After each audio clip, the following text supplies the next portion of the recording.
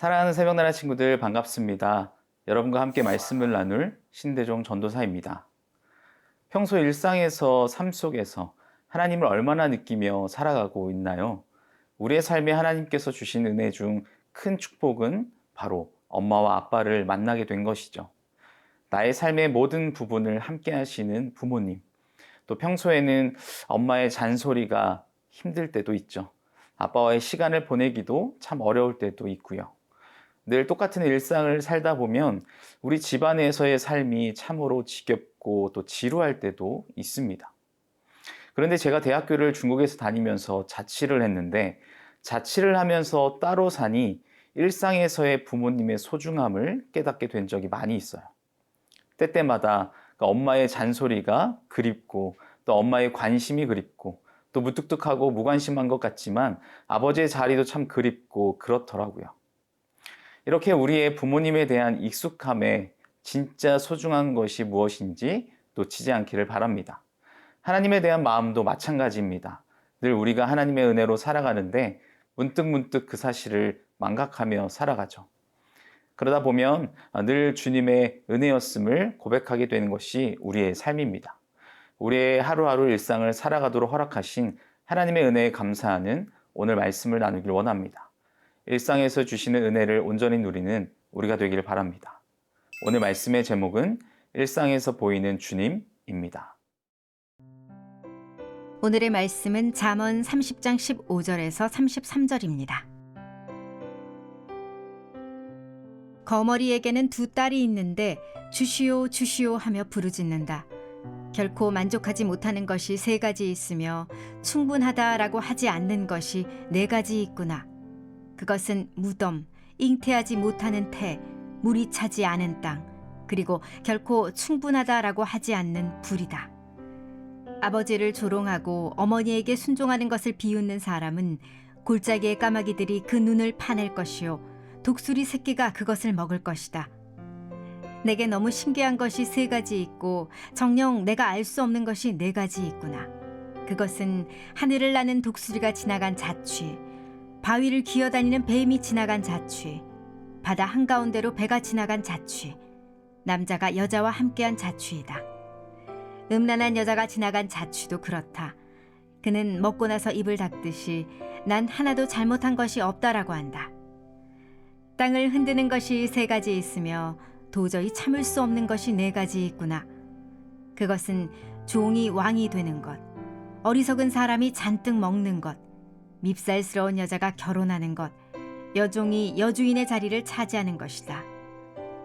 땅에 사는 작은 것 가운데 굉장히 지혜로운 것이 네 가지 있는데 그것은 힘없는 종류지만 여름에 양식을 쌓을 줄 아는 개미와 연약한 족속이지만 바위 속에 집을 짓는 오소리와 왕이 없어도 일제히 줄을 지어 행진하는 메뚜기와 손에 잡힐 만한데도 왕궁에 드나드는 도마뱀이다. 당당하게 걷는 것이 세 가지 있고 늠름하게 다니는 것이 네 가지 있구나. 그것은 짐승 가운데 가장 힘세고 어느 누가 와도 물러서지 않는 사자와 사냥개와 순념소와 아무도 맞설 수 없는 왕이다. 내가 만약 어리석게도 스스로 우쭐댔거나 악한 일을 꾀했다면 내 손으로 내 입을 막아라. 우유를 통에 넣어 휘저으면 버터가 되고 코를 비틀면 코피가 나듯 분노를 일으키면 다툼이 난다. 잠언 30장의 저자인 아굴은 일상 속에서 하나님의 은혜를 누리는 사람이었습니다. 그런 그가 일상에서 경험하게 되는 것들 중 버려야 할 것들과 또 배워야 할 것들에 대해 나누면서 우리는 어떻게 살아야 하는지 지혜에 대해 나누고 있습니다.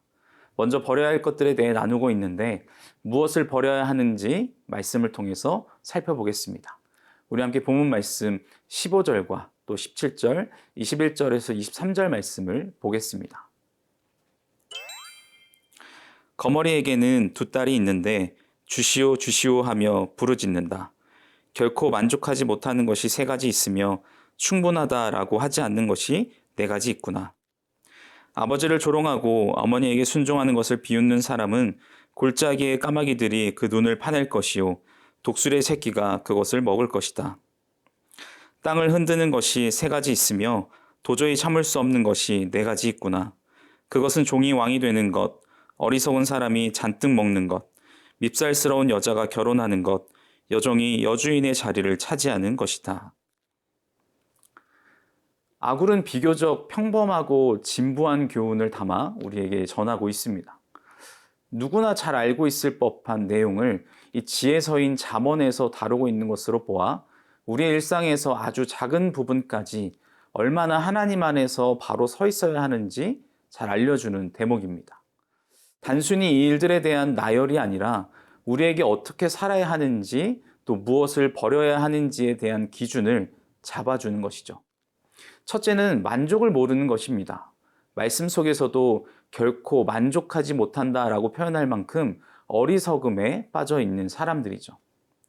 15절에 말한 거머리는 탐욕스러운 사람의 상징으로 설명하고 있습니다. 또 거머리의 몸에 달린 이 두 개의 빨판, 이 빨판을 통해 피를 빨아 먹으며 삽니다. 그러면서 늘 부족하다며 채워줄 것을 요구하고 때를 쓰는 것, 아무리 채워도 만족하지 못하는 존재를 의미하죠. 앞선 말씀을 통해 스스로 가난하지도 부유하지도 않은 늘 하나님의 채우심의 은혜를 경험하는 사람의 마음에는 무엇이 있는지 우리는 생각해야 합니다. 두 번째, 부모에 대한 공경을 설명합니다. 아버지를 조롱하고 어머니에게 순종하는 것을 비웃는 사람은 골짜기의 까마귀들이 그 눈을 파낼 것이다 말하고 있습니다. 사람의 눈은 가장 중요한 신체 기관 중 일부일 뿐만 아니라 눈을 보면 그 사람의 행동도 볼 수 있죠. 본문에서 눈은 탐욕과 교만과 불순종을 의미합니다. 까마귀와 독수리는 성경에서 부정한 동물로 설명하고 있죠. 왜냐하면 시체를 먹는 짐승들이기 때문입니다. 눈에 파임을 당하는 것은 즉 그 사람이 객사에 땅에 묻히지 못한다는 의미를 담고 있죠. 이것은 고대 이스라엘 사람들에게 있어서 매우 큰 위협이기도 했습니다. 부모를 업신여기고 부모에 대해 함부로 하는 사람에 대한 처벌이 얼마나 강하고 무서웠는지를 알려주는 것입니다. 마지막 셋째, 질서와 순리가 파괴되는 것을 의미합니다. 합당하지 않은 자가 권세나 재산을 소유하게 되는 것을 말하는데 적절하지 않은 사람이 벼슬을 얻고 정당하지 않은 사람이 재산을 갖게 되면 사회가 혼란스러워집니다. 사랑하는 새벽나라 친구 여러분, 자신의 삶에서 하나님의 은혜를 누리며 살아가는 사람이 잠언 30장 말씀을 통해 우리에게 버려야 할 것들을 왜 설명하고 있을까요? 더군다나 누구나 알고 있을 법한 참으로 평범하고 비교적 어린 나이부터 알고 있을 만한 내용을 왜 다시 알려주는 것일까요? 우리가 살아가는 이 시대에도 반드시 한 번은 생각하고 넘어가야 할 부분입니다. 얼마나 작은 것까지 우리가 놓치면서 살아가고 있고 또 익숙함에 속아 소중한 것들을 잃어가며 살아가고 있었는지를 되짚어보는 우리가 되어서 일상에서 우리와 함께 하신 하나님을 통해 오직 주님으로 채워지는 은혜를 누리는 우리의 삶이 되기를 소망합니다.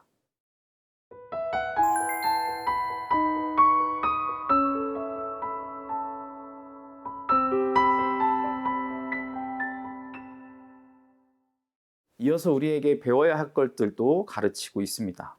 배워야 할 것들이 무엇인지 살펴보겠습니다. 우리 함께 본문 말씀 24절에서 28절까지 말씀을 보겠습니다. 땅에 사는 작은 것 가운데 굉장히 지혜로운 것이 네 가지 있는데 그것은 힘없는 종류지만 여름에 양식을 쌓을 줄 아는 개미와 연약한 족속이지만 바위 속에 집을 짓는 오소리와 왕이 없어도 일제히 줄을 지어 행진하는 메뚜기와 손에 잡힐 만한데도 왕궁에 드나드는 도마뱀이다. 아굴은 사람이 마땅히 본받아야 할 것을 제시하고 있습니다. 우선 지혜롭게 행함으로써 번성하는 네 종류의 동물을 설명하고 있는데요. 개미를 통해서는 풍요로울 때 장차 어려움을 대비해야 함을, 또 오소리를 통해서는 적의 침공을 항상 대비해야 함을, 또 메뚜기를 통해서는 질서를 지키며 협동해야 함을, 도마뱀을 통해서는 작더라도 존엄을 유지해야 함을 가르치고 있습니다. 작고 하찮게 여겼지만 매우 지혜롭게 살아가는 동물들을 소개하므로 이들은 자신들에게 주어진 것에 자족하며 성실하게 살아감을 우리에게 보여주고 가르쳐주고 있습니다.